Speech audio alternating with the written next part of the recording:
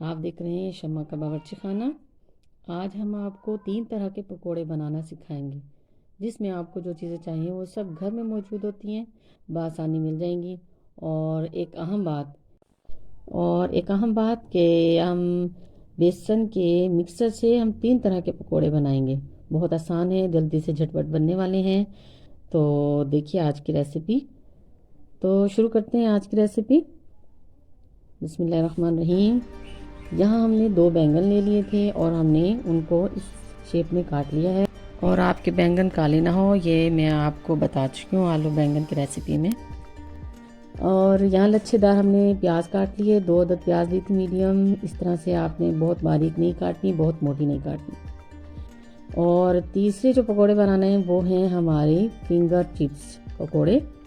और हमने उनको आलू को जो है फिंगर चिप्स स्टाइल में काट लिया है। और यहाँ हमने बेसन लिया है तकरीबन 2 प्याली। उसमें हमने 3 बड़ी सब्ज़ मिर्च जो है वो अपनी कूली में कूट ली हैं। और 1 चम्मच हमने लाल मिर्च पाउडर ऐड किया है। आधी चम्मच हमने हल्दी का ऐड किया है। हल्दी से कलर बहुत अच्छा आ जाता है पकौड़ों का। यहाँ हमने आधा चम्मच नमक ऐड किया है। कुटा हुआ ज़ीरा 1 चम्मच, पिसा हुआ गरम मसाला आधा चम्मच,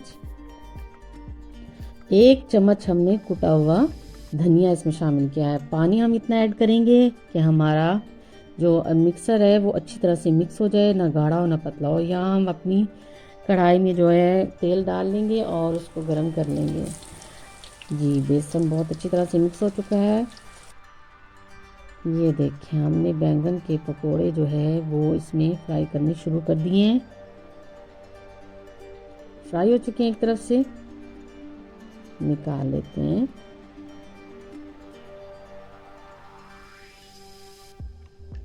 इस तरह बाकी के भी फ्राई करते जाएंगे और निकाल लेंगे।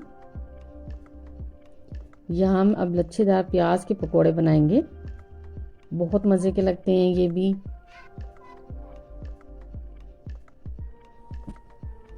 जी, हमारे पकोड़े जो हैं वो भी तैयार हैं। अब हमारा जो मिक्सर बचा है, अब यहाँ आके बताते हैं कि इसको क्या करना है। ये वही मिक्सर है जो जिसमें हमने बैंगन के पकोड़े और प्याज के लच्छेदार पकोड़े बनाए। इसी मिक्सर में बचे में हमने ये फिंगर चिप्स जो आलू काट के रखे थे वो हमने ऐड कर दिए हैं। अब यहाँ हमें सिर्फ 1 अंडा इसमें ऐड करना है। इसको अच्छी तरह से हम मिक्स कर लेंगे।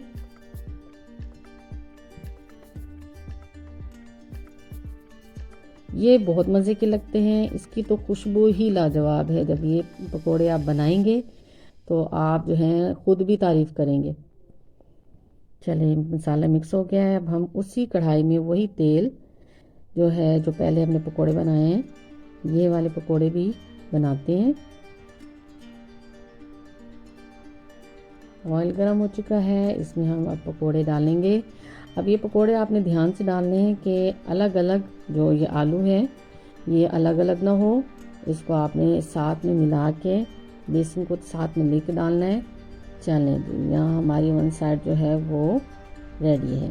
ज़बरदस्त, बहुत मज़े की खुशबू आ रही है।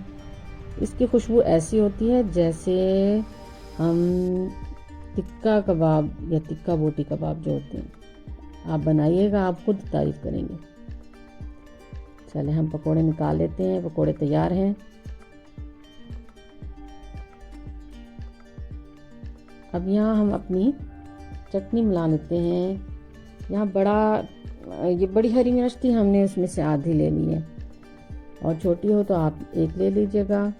और तकरीबन हमने आधा चम्मच से थोड़ा जो है ना ज़ीरा लिया है। और हरा धनिया की हमने थोड़ी सी डंडियाँ ली हैं। ये हम कुंडी में अच्छी तरह से इनको पीस लेंगे। दही को हमने अच्छी तरह फेंट लिया था। यहाँ हमने अपने हस्बे जायका नमक ऐड किया है। और पिसा हुआ जो हमने अभी हरी मिर्च और हरा धनिया ज़ीरा पीसा हुआ इसमें ऐड कर दिया है। यहाँ हमारी चटनी जो है, रायता भी बोल सकते हैं, चटनी भी बड़ी ज़बरदस्त तैयार हो गई है। ये देखिए माशाल्लाह फाइनल लुक। उम्मीद करती हूँ आज की रेसिपी आपको पसंद आई होगी। फीडबैक ज़रूर दीजिएगा। अल्लाह ताला इसी तरह आपके हमारे दस्तरखान को सजाता रहे। अल्लाह ताला आप सबको, हम सबको अपनी अमान में रखें। चैनल को सब्सक्राइब कर दें।